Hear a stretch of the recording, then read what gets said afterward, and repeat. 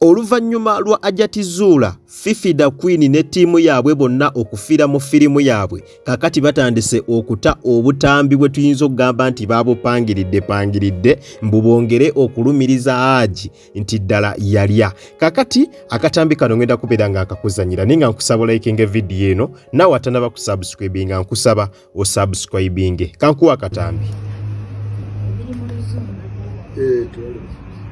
The Republic of Uganda, the matter of Marriage Act, Cap 146, and the matter of Contracts Act, Cap 284.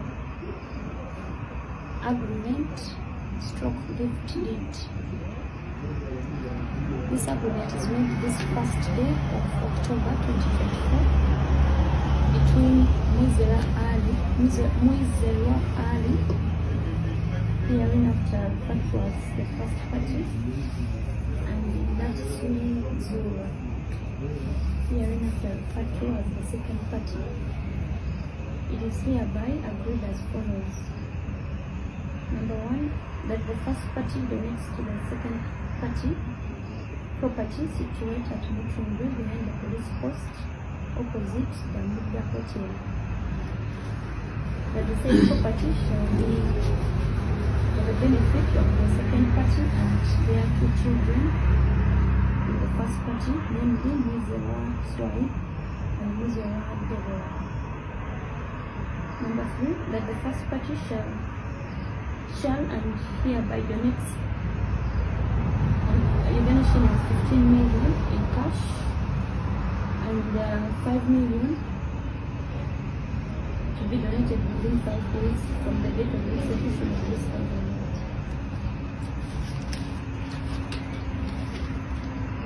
Number 4, that this deed shall be read and construed according to the laws now prevailing in Uganda, and it is made with full consent of all the parties without any undue influence, force, or any form of fraud. In witness whereof the parties have set their respective hands on the date herein first above mentioned.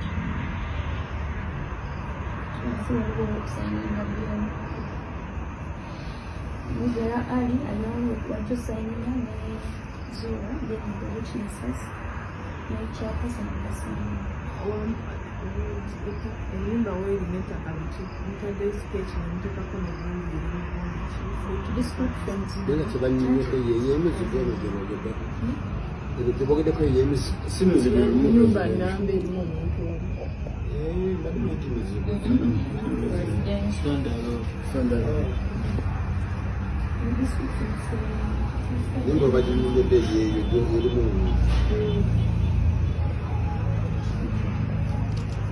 Tugenda kuba tugenda kuwa waliwo endagaano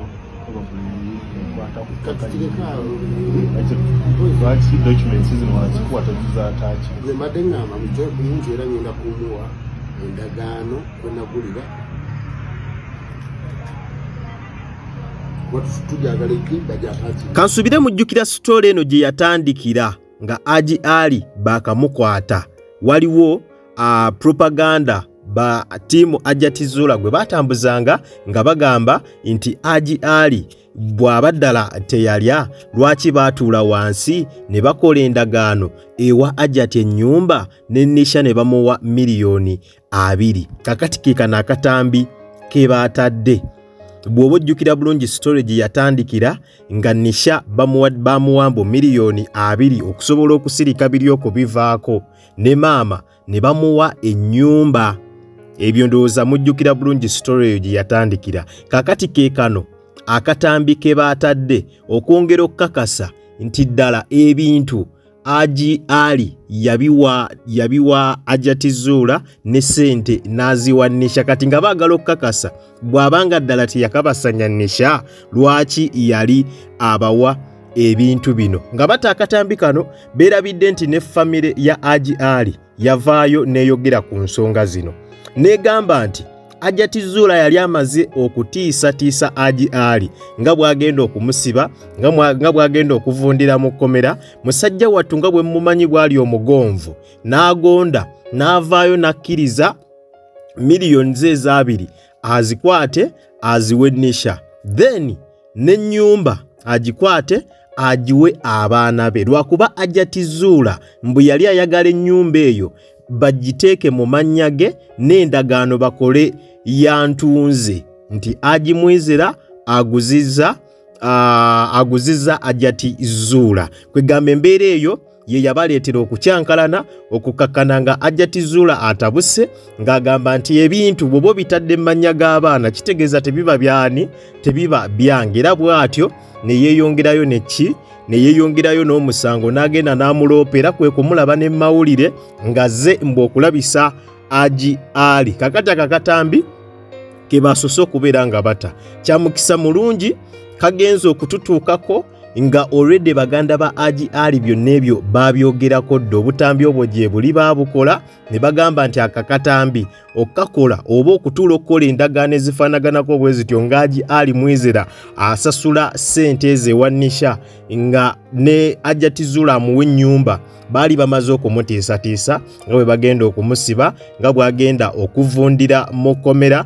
Kati batandise okuta ebitambi ebitagenda na kubataasa. Lwaki tebaabitwala mu kkooti? Anyways, ensonga bwe zityo bwe ziri esayidi zeeyo. Kankwongereyo akatambi kamu n'oluvannyuma era nkwongere maaso. Era ebadde kkooti kwe baweeredde Haji Mwizera bail, naye okuggyako abantu obutafolowinga bino sisaagamu. Ate nze sikola content mummanyi.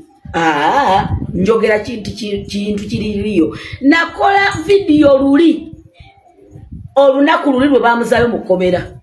Naye bagamba nti kati ow'omukisa kati kanveeyo njogera ekigambo nti ateebwe. Si bwe nayogera. Kati ate mpulira abantu batandise okuteekayo ebikomenti nga bagamba mbukulannama simanyi biki waliwo akusinzizza amaanyi. Gatya waliwo omuntu eyali emitala w'amayanja n'avaayo ng'awaga kankomewo mu Uganda yakolawo ki? Buli lunaku bamuzaayo.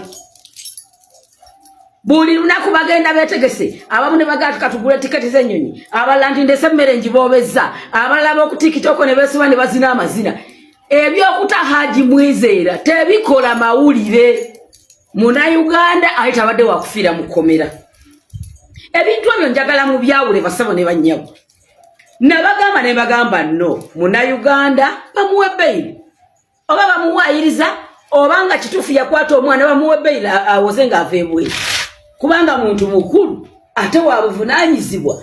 Kale ate mutandise otuteekako olugezigezi. Newe muzina, newe mukola kitebikyakola makulu. Byali bigenda kukola makulu luli. Lwe byali bigenda okukola amakulu. Mutulage kumaanyaawo naye emirundi gye batagazizza omusajja batuuse n'okumutanga ne kamunguluza amukutte. Hajjati oli mukazi nnyo. Wamma Hajjati congratulations, weebale olaze ku musajja oyo nti oli mukazi.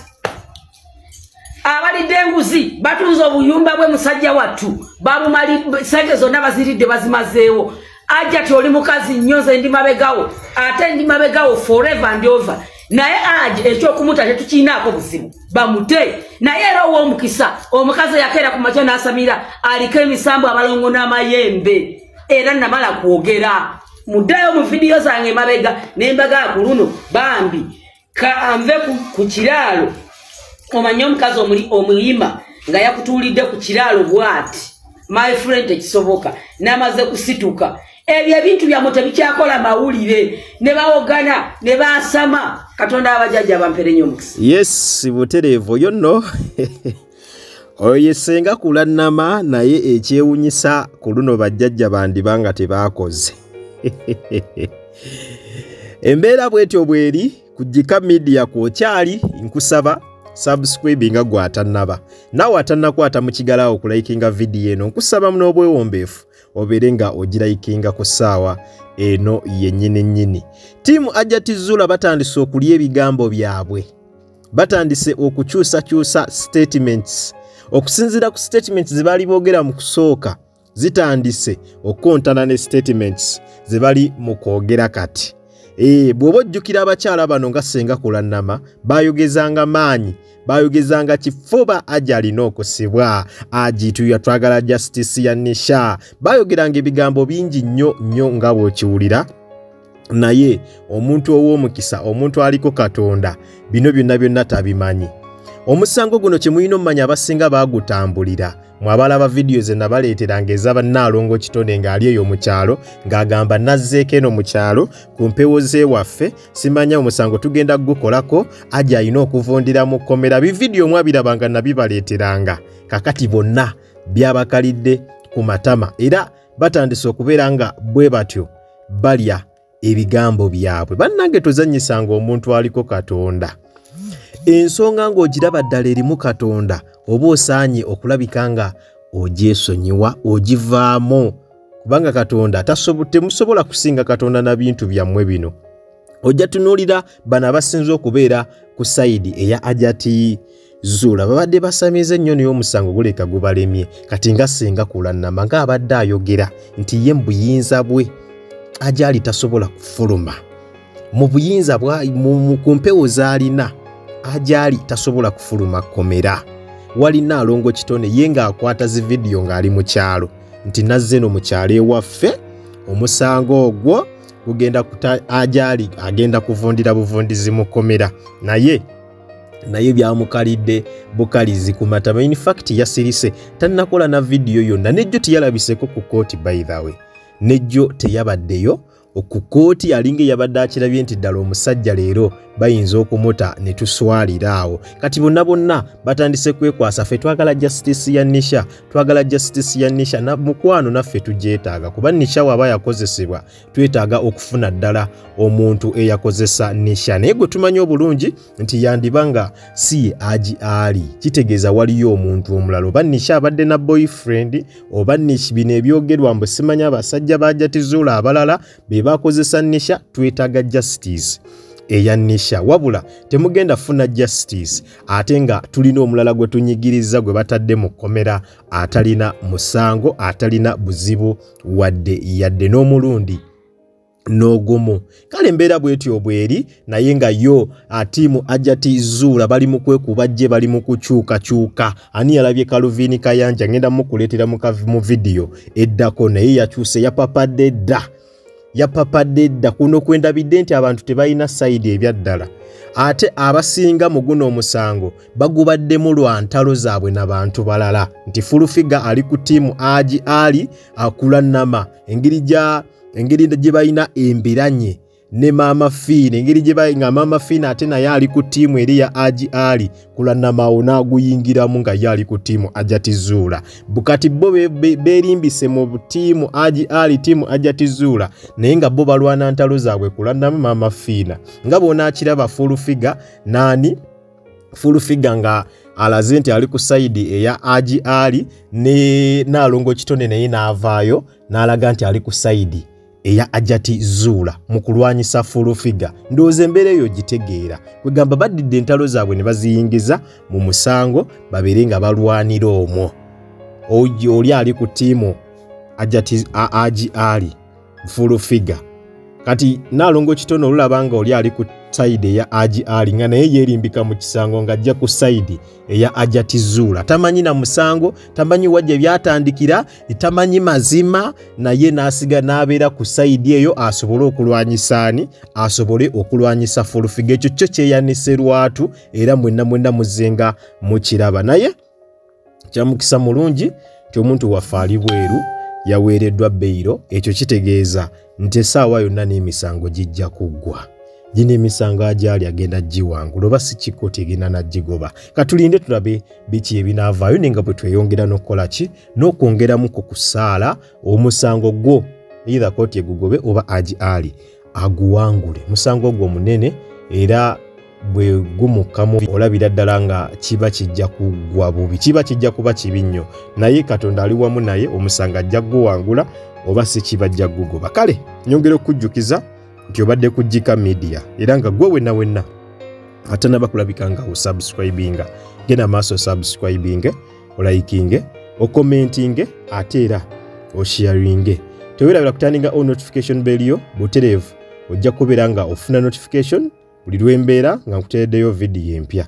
Nakugamba wosanga akalango wonna tokaskipinga kubanga engeri gyonza okulabika nga ate munnange osupportingamu emirimu gyange gino. Kwatawo mu kigalo botere vidiyo eno ojja kubeera nga ogimperedde like. Mwe abatubira ebweru w'eggwanga kosana mmwe abatubira waka mu ggwanga Uganda nyongera okwebaza timwebale nnyo mwebalire ddala temujjanga okwo omukama abampera ekyo kyennyini kyemusingira ddala okwagala. Kale munzikirize mberekereze akuume atakumira mpeera mweraba.